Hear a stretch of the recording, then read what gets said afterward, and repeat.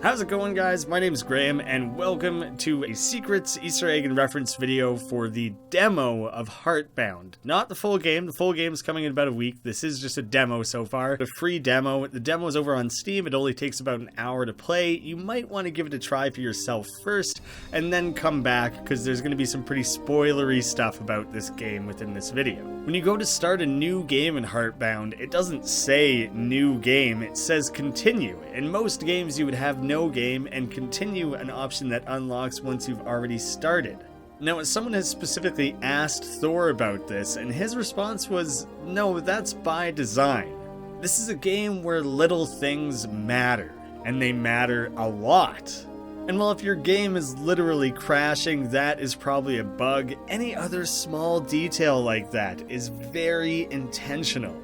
There is a weight and care behind the design in this game that I think really is worth taking the time to appreciate. Our dog friend here is Baron, and we ourselves are playing as the 13-year-old Lore, which, yes, the game I think at some point says teenager, and separately in Discord, Thor had confirmed he is 13 years old. Now, maybe this is a little bit of silly foreshadowing, but when you go and check on Baron, you say he's out like a light, and then the very next thing you try and do is turn on a light that then explodes. I have to think that that's a little bit of an intentional setup there. Now, Lore as a name is actually an anagram for role, as in a role-playing game. Normally something like that would feel like a stretch to me, but this is something that comes straight from the developer. He's also said that it has some additional meaning that he will not get into. That's a little bit of a deciphering that has been left up to the community. Some of the simplest theories about what lore as a whole might mean instead, it could very much just tie into a lot of themes of this game. Eventually you meet Binder, who has a library that he calls the Spine. Now, obviously pages of a book are bound together, and that point in which they are all bound is the spine of a book. And what would you put in a book? Probably history, background, information, details, lore, one might say. There's also totally a theory that Binder is just older Lore, which kind of is like, how did you know my name? And he's like, I'll tell you when you're older. I think it's a little too simple of an answer. They don't really look that much alike or anything. I don't specifically buy into that one, but it could just be that Lore is a guardian, the same as Binder is, which is very much supported by the fact that later on in the game, Lore does use guardian magic. And so then, in that case, his name just kind of ties into all that other stuff that I mentioned. Now, you can actually set the difficulty for yourself in this game. You can play the entire game just in your pajamas, or when you go to the shelf here, you can throw on your sweater. This will actually affect the amount of health you have in battles later in the game. You can see the dad's dialogue comes through one way and then quickly changes. Hey kiddo, the kitchen trash is overflowing. Go take it out, would you? And then it quickly is overwritten with, hey moron, and it takes out the polite little ending there.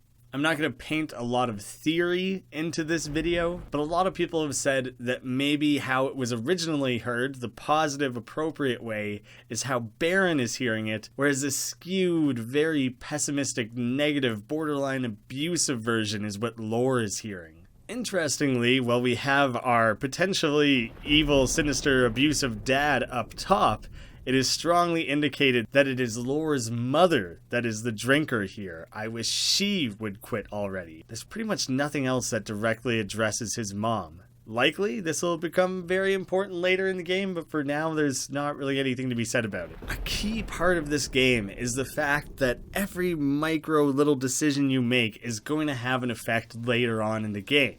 The plan is that the game will have 5 separate acts. Now, you always start with the first act at home.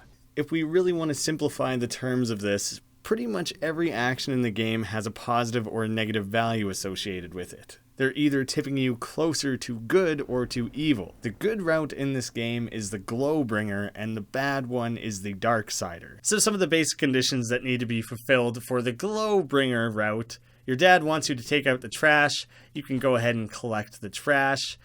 Baron wants to be fed, you go and get his delicious can of Viking Feast. Nice, it's his favorite. You can then choose what you want to feed Baron, and you're going to want to give him the Viking Feast Now, the next appropriate thing to do, the appropriate placement of items would be to throw out the garbage as was asked of you. I'm sure in the full game there will be much more you can do to start tipping things in the favor of good and evil, but for now those are the most simple ones you can manage. Now, similar to how you can make things more difficult by not putting on the sweater, you can also choose to not pick up the axe. For this particular run, I am going to pick up the axe, and you get to use it in battles later on. But if you do not, you instead go into battle with a stick and do significantly less damage. Then when you're returning to the house, hey Lore, I just wanted to say I had a really good time today. Yeah, me too. Let's head back to bed, alright? Sounds good, buddy. You may have an axe, but this isn't that kind of game. Maybe a reference to The Shining? That's immediately what it makes me think of. Maybe that's not intentional, but it's still pretty funny. Very peculiar thing about your house to begin with is that there's really no way out. Your yard and house are just kind of out in the middle of the woods, and it's completely sealed off. I mean, you guys don't really have a garage or a car or anything. Maybe that's buried somewhere beyond all this that you can't reach in the game, but it kind of raises some questions, doesn't it? A much bigger question, though, would be the fact that you have a kitchen, a living room, and 2 bedrooms, and seemingly no bathroom. This broken painting clearly depicts a slayer of champions. This is one of several things in this game that ties back to Pirate Software's first game, Champions of Breakfast. The development of that game was very much a trial to learn the ropes of what goes into making a game, releasing a game, promoting a game, all that. There's very cool interviews where Thor's explained in depth what he was doing with that game. Because it was very much made as a trial project before tackling Heartbound, both ideas and games kind of existed in his mind at the same time, and he kind of crossed them over a little bit. So this horse painting is actually something that directly attacks your champion, quote, champion characters in that game. Now, the refrigerator and the toaster and some of these other things are also directly tied to Champions of Breakfast. That by itself is kind of a stretch because all appliances exist in pretty much all kitchens. But we have this more directly. This toaster looks like a champion, and the toaster is one of the heroes you can play as, one of the champions in Champions of Breakfast, so it makes it a little bit more on the nose that the toaster is indeed a reference to a different toaster. I think at one point in a stream, and also through people rooting around in game files, there is a sprite of this toaster with a couple pieces of toast sticking out of it. And Thor literally issued a challenge that if anyone can figure this out, he'll give them free copies, multiple copies of the game. And there's a similar bounty with other things in the game that across hundreds of people playing this game for collective thousands of hours, individual people, some of them having put in 100 hours plus by themselves, have still not found. No one has found the particular chain of interactions and what have yous that makes toast show up in this toaster. And that is absolutely insane that there are secrets that deeply hidden in this game, especially when it's only the 1 hour demo. I can't even imagine how deep things will be buried in the full game. And this is it. I've done it. I've found the toast. It says so right here. From Lore's mouth, the light switch is toast. Case closed. When you first see the paintings on the wall, we have this happy little guy and the horse picture and the landscape all just looking nice and pretty. Now, once you've gone downstairs and come back up, the guy in the painting is starting to look a little more frowny. Now, the next morning you wake up, Baron's gone, everything's torn to shreds, it's all messed up. The guy is entirely missing from the photo at this point. This time, if you try and interact with your dad's door, the door is jammed. It's not even strawberry. Just a very lame pun. But, it's a dad joke, so I guess it fits. And now when you leave the house, there is a path for you to take that is opened up above with a broken collar. He must be close by. Don't worry, buddy. I'm on my way. And this is the first time you encounter the ledger where you can then save. People have attempted no-save runs of the game, and it doesn't seem to really affect anything at this point. Maybe that'll be important for the full game, but not now. Which then, if you decide to take a break, set the game down, you wake up back inside of your room, but you see that everything's put back together. So the save room is a little bit different than your actual room. There's the can of Viking Feast and a bowl full of food, Baron's collar, all from helping out Baron and feeding him food like a good owner would. We have the start of our pile of socks in the corner here. What you find within the room is going to change as you play the game, depending on several choices that you make. We also now get a mounted axe up on the wall. No need to get dressed a second time, but say you had started playing the game and you hadn't picked up the sweater. During this save point, you can come here and put the sweater on instead if maybe things are a little bit too difficult. Kind of bail yourself out a little bit. Another thing that differs from the busted up room is that the light switch that had originally exploded is now operational again. But really it isn't your room, it's just kind of a hub for linking you to the different parts of the game, because as soon as you leave it, it takes you out again. Now you can see when you're doing a Glowbringer path, things start out pretty easy. The Simon Says one is only like the 3 different things to memorize, and it escalates throughout the battle. But if you've been playing the Darksider run, it starts hard immediately. Now, I do want to point out that they both speak in different, quote, dialects. There's different glyphs for each. These would be the Glowbringer glyphs, whereas the bar guest that you're fighting is talking in the Darksider glyphs. There is a text on the shelf here that isn't any kind of joke and can be read in regular English, which seems quite important. Anomalies can manifest in many different forms at any given place or time within a page. As the anomaly progresses, aspects of the page become corrupted. The results of this corruption are highly unstable and impact each host differently. Darksiders are born from anomalies in the early stages of corruption. These creatures are twisted manifestations of the original inhabitants of the page. The host's mind and features are altered drastically as the corruption takes hold. So there's kind of this idea that every individual person has their own story and their own page, which again ties into the idea of a book bound full of pages and pages having lore. I just kind of keep layering on top of this same idea, but I think there's something to it. Now, the host's mind and features being altered is something quite important to the story here. Throughout the Darksider path, you start to see these glimpses of weird evil lore with his purple face and no eyes. He starts to act like more of a jerk. He talks about things more doom and gloom. A lot of it's quite worrisome. The fact that we saw the dad's dialogue change in front of us probably hints at the fact that there is an anomaly that has corrupted lore and is altering his brain towards a Darksider. So by taking the Darksider path, you're kind of pushing that along and fast-tracking its progress, I think. Now, in the back corner here, there is this little chest. Opening the chest reveals an apple? Hey, that's private. Now, if you go back at it again and try to steal the apple, well, yes or no. We're doing the Glowbringer path, so we're going to go ahead and say no. It is a negative tally against you to steal that apple. And there is yet another apple up on this shelf. I guess Binder just loves him some apples. A shiny, crisp apple sits on the shelf. It seems stuck in place by some unknown force. Perhaps Binder just doesn't want you stealing it. I can talk a little bit more about some of the other hidden mechanics within this game. You have both fear and curiosity. How you positively or negatively shift those two values will again affect the game. Here, for the sake of digging for Easter eggs and things to share, I interacted with a lot of things in the library. That would bolster the curiosity stat. And when you go and talk to Binder, he says, good. It's good to take the time to appreciate the little things. He's acknowledging your growing curiosity. Now, Binder sends you to the space area, this trial between worlds. There's several rooms with a few relatively simple puzzles, but if before you interact with anything else, if you go to this specific bridge right here, you can see that it won't let you actually cross this one or anything. There's a gap here as well, but you can cross this one.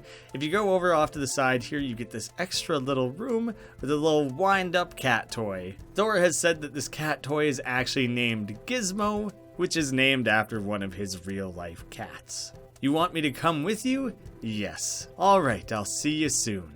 And from then on, when you go back to your save point, you will be able to find Gizmo hanging out in your room. Here we can see our pile of socks has grown, and now we have our little kitty friend sitting at the chair.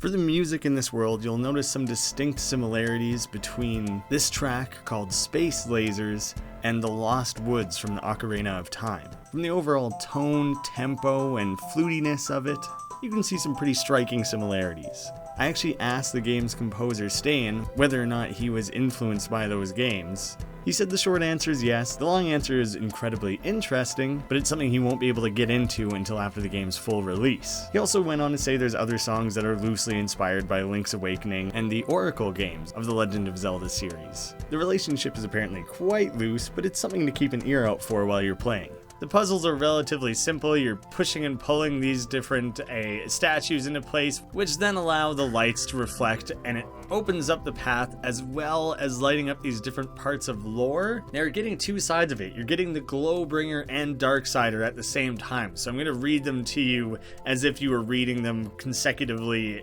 without the other one involved. And we can only assume that it's talking about the artifact because Binder sent us here to go and find and use the artifact. So here's how the Glowbringers view it.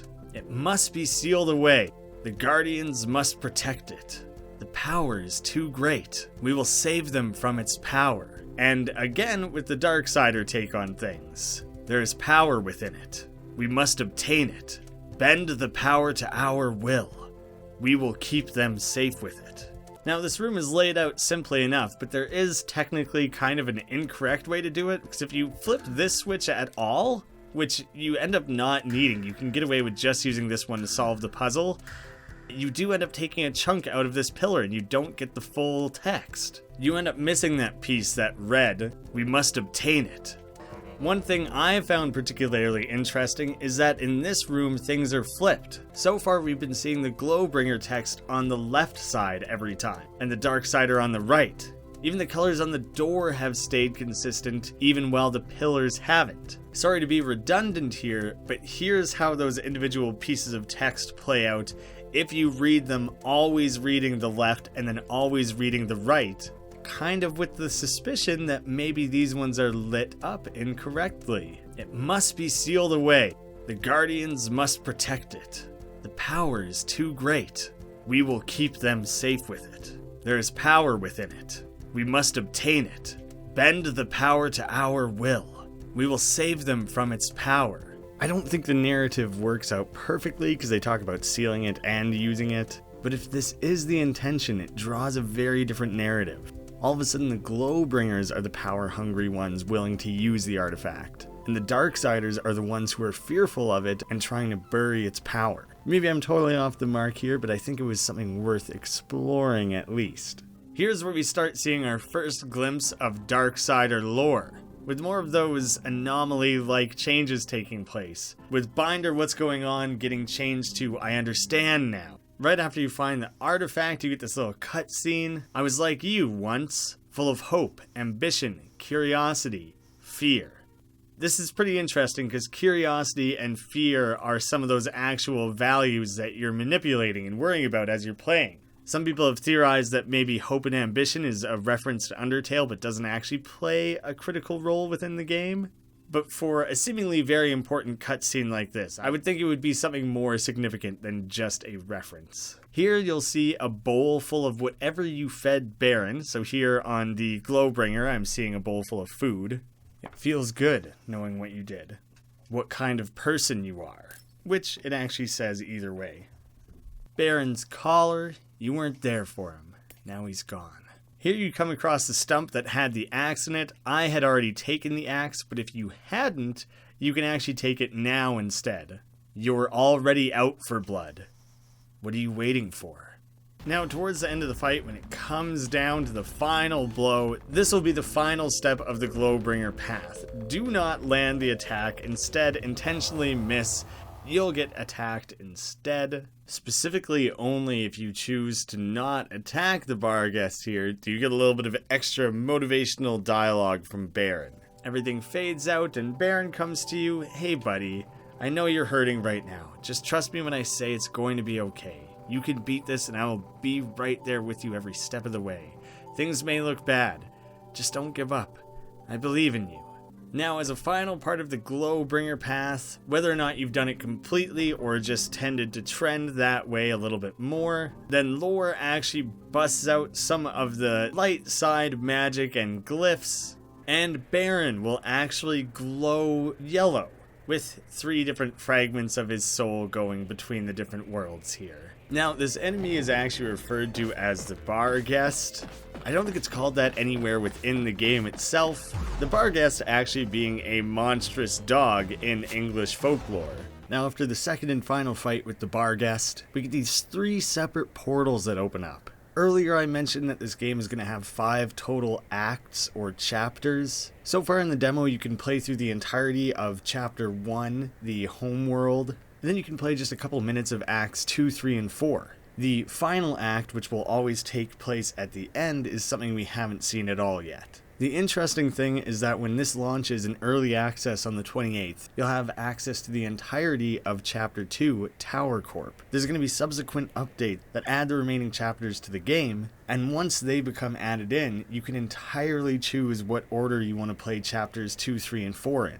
That 1st and 5th are always going to take place at the beginning and end, but the order you play those other ones in dramatically affects how the game plays out, which is even crazier considering how many different micro ways we've been able to affect the game with only access to 1 chapter. So for sure this is going to be a game you're going to want to play through multiple times. It's also going to be a great Let's Play series, because everyone is going to end up getting very different experiences with this game. First, I'll go and visit the office world, the tower, as it's been referred to. Now, in the demo, we can only see the starting part of these 3 different worlds.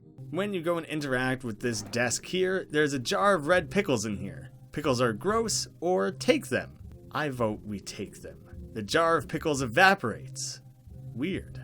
Now, I believe that actually happens no matter what choice you make, and now it's empty and pickleless. You can't try again. Now there's this piece of paper here. It's covered in doodles of lizard people. Say hello to the floor, lizard people. And you reveal a little keypad underneath. And here you'll need to solve a quick little puzzle. A lot of people have been struggling with this puzzle, so I'm going to show you the solution. If you don't want to have that spoiled for yourself, jump ahead just a tiny short bit here if you still want to try and solve that on your own. When you play around with the computer a little bit, 4 of us there are, but none of us the same. It's talking about the 4 different digits you'll need for the keypad. If you find you can't compete and would rather rest today, you can always feed us 7 ones and be right on your way. If you go over to the keypad and literally just type in 111111, it lets you out and you don't actually have to solve the puzzle. That is the cheater way through. We will do the real way. Our first wolf's down food so fast he says he's 8 instead of eating. Just a little bit of wordplay. The first number is an 8. Next on this desk in the corner here, our second is the mightiest, they say. He really gives a beating. Now, if the first number is 8 and this one is mightier than that, the only option is 9. Our third is younger than the others. He's barely come of age. So you know he's less than 8 and 9, and that he will also be less than the 4th number, which the clue is up here on the pin board. Our 4th and final is a 40, where love has set the stage. 40 love in tennis is when you have 3 points to the other person's 0. The way points are counted is kind of silly and weird in tennis. It goes 15 to 0, then 30 to 0, then 40 to 0. So that is your 3rd point. Since 0 isn't an option on the keypad, the 4th number is 3. Based once again on this clue, we know this number is the smallest one of all, so it's either 1 or 2, but it's barely come of age, so it is a 1. So if we give that a quick try, we can enter 8, 9, 1, and 3. And finish. Finito. The room goes gray for whatever reason, and out you can go. The door is gone. You can't even go back. Now, since I already showed you guys what the exact password is, if you come back to this room, and without investigating anything, without receiving any of the clues, if you immediately just jump to the keypad and enter the correct answer, you get a little bit of a special extra message here. So it goes gray, same as before, but when you attempt to leave, you thought you could outsmart us? You've made a foolish mistake. Enjoy the stay, little one. And then you have literally soft-locked the game and you cannot leave this room. And then no matter what you interact with, you end up getting that exact same message. You can't hit escape or anything like that. You literally have to abort the game. And once you've completed your path, if you had done a proper Glowbringer, then your self glows a nice radiant yellow, illuminating the entire screen. What is this? What are you doing? No, stop, you can't do this. And you then bind yourself with the artifact. You can't do this to me.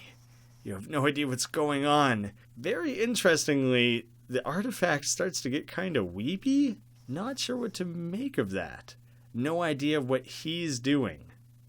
And a bunch of runes that we cannot interpret at this point. Now, a crazy layer of depth to a game that is already all about crazy layers of depth.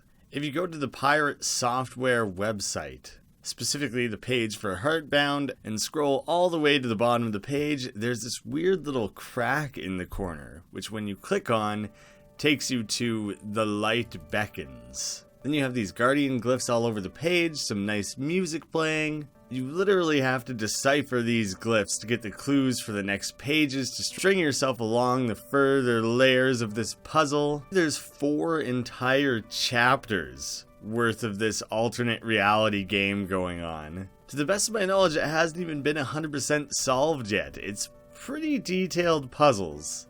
But there's several things that people have discovered throughout these. Pieces of lore, as well as essentially cheat codes you can plug into the game. One of the most useful of which is during the main menu here, if you put in left, left, up, down, right, down, down, down, left, right, right, up, up. You'll hear some faint laughter in the background to let you know that you've done it correctly, and all of the guardian glyphs in the game for this next playthrough will now be automatically translated. So at the end here, even when I did everything else good, if you choose to do that final attack against Baron, he still ends up glowing purple before he splits between the portals. Now, something that was also discovered through the alternate reality game, and the last excuse I have to return to Tower Corp, if you use the code 583221496. Then you'll hear a faint bit of laughter in the background. It doesn't unlock the door for you, but instead what this will do, all Glowbringer and Darksider glyphs will then be translated for the rest of the game. Which now, thanks to our little stop in the break room, it'll auto-translate these glyphs. It's time, you are ready. I believe it's only translating it for our sake though, rather than specifically for lore's. At the first stop within the battle, you made it this far, just don't give up. The halfway, it's going to be okay, you can do this. And so lore's response is still kind of work, but I think my main evidence here is that he still seems startled at the one particular reply. The one where you always understood at least a few of the words. Now, interestingly, is too scrambled, it just stays as is and doesn't translate properly. But Lore is very startled, as if it's the first thing he's properly understood throughout the battle. Here's the first instance we get to see some Glowbringer glyphs translated. Light, amplify, banish. Hey, and I finally have an excuse to go into a different portal after having fight this bar guest many times. I finally get to switch it up.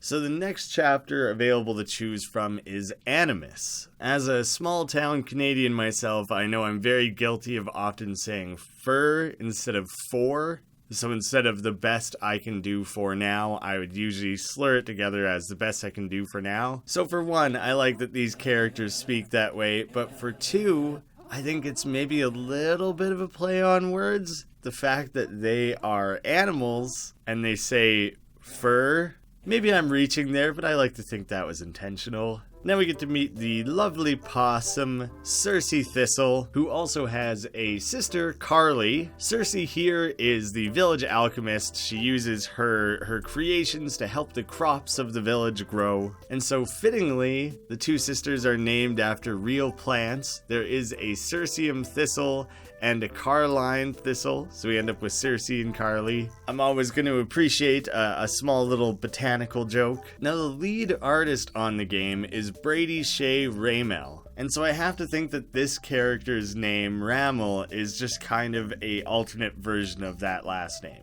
Talking animals. I finally lost it. Which is a very strange statement for someone to make who frequently talks to their dog. There's an inscription on the bottom, "Hang in there, you big baby," from Cersei Thistle. Which I think would have to be a reference to the very famous "Hang in there" posters. If you head up north of Cersei's place, there's a little bit of a sapling just sitting out on its own here. When you first interact with it, the sapling stands steady in the breeze. Not your time. Not your place. And any subsequent time, nothing actually comes up again. Now, while this character doesn't exist in the demo, people have learned a little bit about it through the developer's streams. The character talking to us is actually Misery. And according to the Wikipedia, when someone has lost to sickness, age, or accident, Misery takes their body to the void beyond and replaces it with a small sapling. The villagers believe that taking care of these trees honors their ancestors and keeps them happy in the afterlife. So it kind of makes you wonder, are all of these trees actually animals that have passed on? And much north of the city, you have this kind of open area where there's just some lily pads and frogs floating around, not much to it, not really many different directions or ways you can go here. Now, there is actually a hidden time puzzle in this area, quote unquote puzzle. Really, it just has to be 8:08 p.m. So you can either make sure you play the game at a very specific time, or you can go in your system files and change the time manually. Make sure you set it to 8:07 because the game has to see the time tick over into 8:08. Has to be PM, not AM as well. Once that minute has passed, these lily pads appear, creating a bridge across for you. You can then set up in this little circle of mushrooms, and boom! It takes you to the secret Vapor Cave. Which itself, the music and aesthetics of, is clearly a reference to the style of Vaporwave. You know, there's VHSs all over the place and everything. And I think this is a hilarious little Easter egg. It's so weird and goofy. You can talk to this adorable, amazing 80s style dolphin, Miranda. I wonder what aesthetic tastes like. Aesthetic being this weird bust that you can interact with. Take the aesthetic. Yes, Vapor Cave is dead. Whoops. Obviously, the aesthetic of Vaporwave is really important to the genre, and the statement Vaporwave is dead is something that is very commonly, kind of ironically thrown around with the genre. This entire area was actually created by one of the top Kickstarter backers of the game. Miranda was their name. 8 happened to be their favorite number. There's not anything deeper hidden in that specific time being significant. Who knows how many weird little side adventures like this will exist in the final game, but you can then leave by walking into the sunlight there. No, there is no way to move down beyond this. The only way off the island is back across the lily pads. Now, Raymil always calls us green friend, specifically when we're wearing the sweater. If we come back to this world where we've skipped over wearing the sweater and done a harder mode of playthrough, then we get to be Stripe Friend instead. I can't believe I redid that fight with the hard mode with no sweater on and everything, just for this one simple example of him calling you Stripe Friend. At least he says it this one other time, so I can feel like it wasn't totally for just the one example, but still. If you try and exit the game down to the south, Emilio wigs the hell out, comes charging in, and shoves you down, bringing the demo to an end. Welp, guess I'm dead. Had a good run. You have a little bit of a banter with the artifact, and then you get one quick glimpse of Darksider glyphs. Do not trust them. Them might be the animals of Animus? Could be some sort of really cryptic foreboding message about the fact that these bright, overly jovial, happy creatures are actually sinister in some way. Or it's just the Darksiders very broadly saying don't trust Glowbringers. There's a lot to read into something like that. Now for the third and final portal, we can go to the world of Jotunheim, which is named after the realm of Norse mythology, which is the land of the giants. Here's where that curiosity value is extra important, because you will find one of two worlds when going to the larger Jotunheim. With a very low curiosity value, you will end up in Niflheim, and with a very high curiosity value, you will end up in Muspelheim. Muspelheim is actually the realm of fire, and Niflheim is the world of mist, but it is primarily seen as a realm of primordial ice and cold. Just kind of an interesting side of the mythology, which might play into how things work out in Heartbound.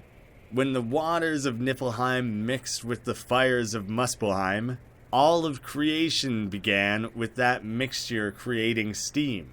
Kind of cool, interesting little bit of lore. It'll be interesting to keep an eye on that and see how it maybe ties into the game here. A heart made of stone, with such a frosty demeanor. I can work with this. Keep hurting them. And then we get to travel to our cool little ice world. There's little penguin friends along the way, little penguin scientists and engineers, I suppose. But there's actually the least to be done in this world out of the three in the demo. Through wandering around, there's not really anything to discover. You end up at the big door, a giant door, you could say. Jotunheim is the realm of giants. Lore is then closed up within. Then we get another quick glimpse of those dark glyphs. Sometimes when you win, you lose. This time, instead of the frosty flakes bouncing around the screen, you get the roaring fire, such a fiery temper, hurting everyone around you. It's all you're good for.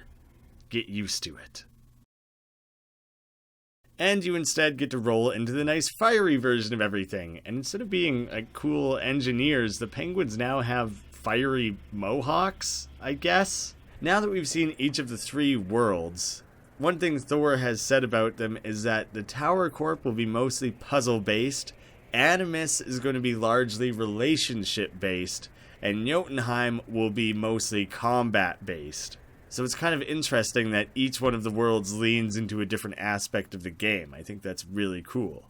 And now that I've done everything that I know how to with the Glowbringer route, I can forget everything and go again for the Darksider, because quite a bit does change. A pretty interesting thing about the game is because so much of it has to do with choices and these different hidden stats and everything like that, that when you're in the main menu and you already have a save folder, you don't just delete things, you straight up have to forget it. Do you really want to forget? Well, yes, in this case I do. A fresh start for a heavy heart. Quickly before I get into the Darksider things, I do want to look at a couple things that are consistent across both routes, but I saved the footage for now because otherwise I would be jumping around in the story like crazy and that might be jarring when I hadn't gone through things linearly first. When you turn on the TV in your house, there's a weird, very particular kind of static going on there. A very industrious Easter egg snooper over on the Discord actually took this sound file, tried to clean it up a little bit, pulled out the resulting spectrogram, zoomed in nice and close on it, and it actually looks freakily like the artifact. In almost any other game, I would think this is just a crazy theory and crazy coincidence, but the developers have said that there's going to be secrets in this game that literally involve breaking apart the game files to find them, so it's really not that big of a stretch to think that they would hide an image in a sound file. Now, there's an option here as to whether or not you want to turn on the stove. I believe turning it on and leaving the house has a negative value, like an evil value attached to it. Currently in the game it doesn't do anything else, but there was a point in development where turning on the stove would affect a boss battle later on. There's the 5 different mini games you play against this specific boss, and the one where you kind of play Pong with a fireball would only exist if you had turned on the stove. Thor eventually decided to scrap that, and it's no longer part of it. You always find that mini game. But that's a good example of the type of small little micro interactions that take place in this game that will impact things in the future, even if that specific example is no longer present. It's full of socks? Who knows what the whole thing is with socks in this game? You can't even wash them. There isn't any soap. Can't turn away. Socks are a recurring thing in this game, and I could not tell you why. Here is one of the first socks that you can collect in the game. You can't actually collect the sink ones. You found a smelly sock. Gross. The second sock is just behind the house, very easy to find. You found a wet sock, slimy. The third sock to be found, it is reading a book, smart, the smart sock. And again, the next sock that you can flip the switch to access, you found a levitating sock, space. And in kind of the bottom center of things, we get yet another sock. You found a shadowy sock, sneaky. There's another sock on the wall up here. A sock note is pinned to the board. How informative. There's several notes to be found throughout the game, the first of which is just at the beginning of this forest entrance here. We can fix this. There's quite a few pages hidden around this dark wandering area. There's another hidden in the very bottom left of this world here. This wasn't what I wanted. Not like this. Another page hidden in the far right corner here. Everything is going to be okay. Just keep moving. This one takes some zigzagging. It's kind of out in the middle of things, hard to point to directly. You can do this, just a little farther. And one more page up the top here. Don't give up. Not now. Not yet. Alright, now I'll carry on with the Darksider stuff. I'm really not looking forward to playing this route. It sucks to be such a jerk to Baron. Might want to grab your sweater before you go? No thanks, Baron. Not today. You really can't be thinking about going in your pajamas, can you? Yes. Stop asking. Not my monkey, not my circus. Whatever you want to do, I got your back. Well, I appreciate it, Baron, but that doesn't mean I'm going to be any nicer to you today. Now, you can actually fiddle around with this light switch. Just spam flicking it on and off over and over again. Just spam the hell out of that. Don't you have anything better to do? Maybe we should go. Nah, I'm going to keep flicking this on and off many more times. Like an absurd amount of times. What did I just say? Don't make me come out there. Lore? This is considered part of the evil path. It actually does give you like a negative value to just sit here and do this and infuriate your dad. Eventually you manage to break this light switch as well. Well, I guess that solves that problem. Now you can go ahead and spam these light switches as well, but these ones don't actually do anything. Now here's where you start actually being a really big ass. Oh man, I just had to save you like 8 times for the sake of this recording, and now all of a sudden I'm gonna dump all over you? Feed Baron garbage. The garbage slumps into Baron's bowl with a disappointing wet sound. Hey, that's pretty messed up, Lore. I didn't expect this from you. And he doesn't even eat it. When you interact with the microwave about the right size for a head, someone said that that is somehow vaguely a Homestuck reference. I don't know enough about Homestuck to say myself, but I thought I would mention it at least. I think leaving the stove on is a negative value, so I'm going to do that as well. Next, I'm throwing out Baron's delicious food. Pours from the can into the trash can. A tiny axe-shaped meat clings to the side of the bin. Why would you do that? Has it really gotten that bad? This isn't like you. It can't be. Oh, God, just awful. As if his puppy dog eyes weren't enough, he's gonna sit there and rag on us like that. Hey, Lore? Yes? You're kind of scaring me. Is everything okay?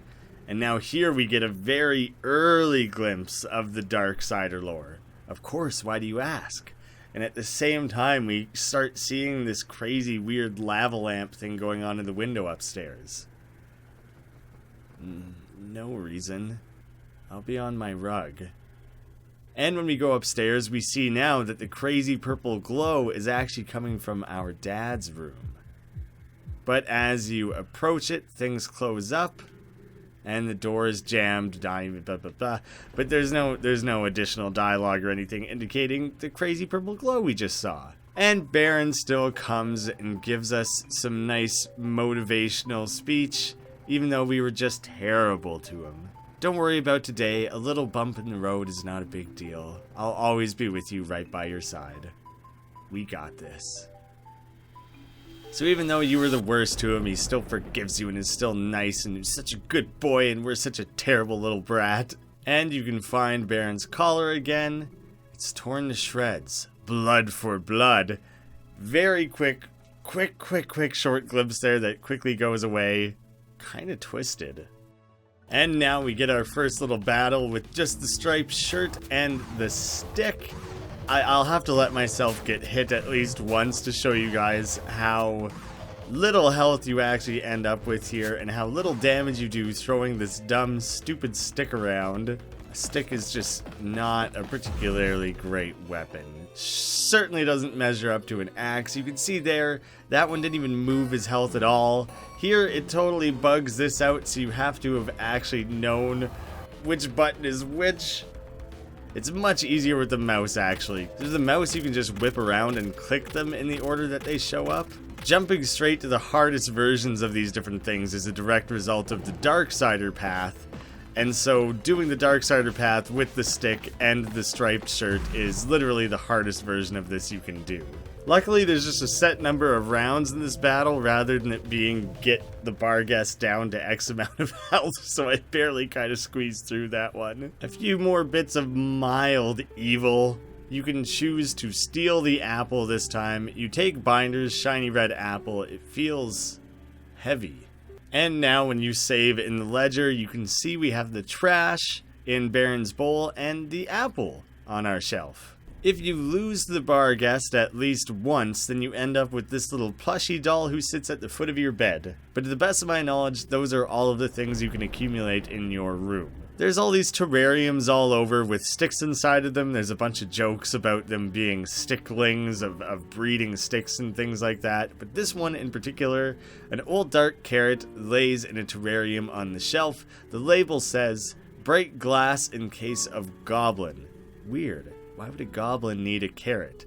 This is actually a reference to Shay the artist's real-world pet rabbit named Goblin, which is super adorable and a hilarious name for any pet, but especially a rabbit. And now I'm not going to interact with anything else, not the curious type. That's quite alright. Now when you approach the artifact on a Darksider run, we get to see more of that text switching, but this time it's going from your normal text to the Darksider, which we haven't really seen it transition in that direction before. Binder, what's going on? No, I understand now. Lore, get out of there. I'm scared, make it stop. We need this to save him. Even during this little cutscene, you're still stuck in your pajamas, which is kind of neat. Now, at this point, you actually have an opportunity to grab the sweater again. I'm sticking with the stripes for the time being. Here, again, we can see that there is the trash inside of the food bowl. It feels good, knowing what you did, what kind of person you are, so it still says that either way. Now, I will get my ass kicked in that fight if I do not take this, so I'm gonna come back and take the axe now. Hurt it. Make it pay. Oh, jeez, this fight's not gonna be easy. This also exists on either run, but I didn't want to accidentally share it too early. If you zoom in on the fighting icon here for the Barghest, there's a little bit of a hint of something that can be made easier to see with image editing software. Play around with the brightness and contrast. You can start to see a little bit of eyes and nose. Just a hint that the Barghest is in fact Baron. It is pretty hard to see and is another one of those things that's been directly confirmed by the developer. This one is definitely the hardest. Damn it. That's where I've taken all my damage so far. And now for the true 100% complete Darksider path, you do want to land this final blow. Now in this final area, Lore will actually use Darksider magic instead to attack the artifact. Now I'm gonna go back to Tower Corp real quick. Really quickly, I just want to enter that translation code again. Then we can see what Lore says when he casts his dark magic. And now at the very end of the short demo we have for Tower Corp, if you played the Darksider path, everything turns purple instead as you absorb the artifact. And at the very end of that segment, another set of Darksider glyphs. Give up, give in, give out. And now the translation of the Darksider glyphs here, Dark, Amplify, Shatter. And with that, I think that's everything I have to say about this game for now, which is mind-blowing because it is just a demo. Obviously, everything I have to say isn't 100% comprehensive of everything in the game because there's plenty of secrets that are apparently left undiscovered. I'm hoping this sparks that interest for people to dive deeper and deeper into this game, maybe join the Discord server and contribute to the spoiler section where people actively try and seek out these secrets. Guys, this is really looking like it's going to be an absolutely incredible game. I can't wait to play the next chapter of it. I'll probably end up doing another video covering the secrets specifically of that chapter. I imagine it'll be a much shorter video overall, but I can't really know that. Probably largely going to depend on your guys' help. This game just looks phenomenal. There's so much heart and soul being poured into it. These developers are so committed and obviously just care so much. In a really recent interview, Thord said they have this unexpected popularity in Brazil, but when he was looking into the average income compared to the average price of AAA games in Brazil, it's really not an affordable hobby to get into. So he's specifically seeking out strategies of having manually set prices in different regions to match what makes sense for the given income of that region. That's so smart and so special, and something that other developers just completely overlook. So this game has completely won me over. I want to do everything I can to support it. Hopefully you guys are more interested than ever. Go check out that demo, go wishlist the game, go watch other Let's Plays of it, including my own, to see how others have experienced the game. It's just going to be fantastic. 2018 has been a fantastic year for us. I can't wait for 2019 to be even bigger. Thank you so much for watching to the end here, and we'll see you again soon.